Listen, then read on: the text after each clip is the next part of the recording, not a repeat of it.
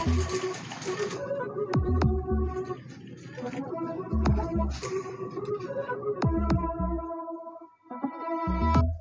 mga itinuro ng noon, dalhin at palakasin ang ngayon.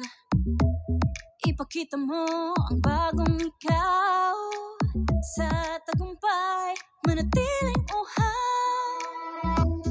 Kung mawala sa lumang sarili, sa dating landas, wag manatili. Panahon na ng iyong paglago, yakapin mo ang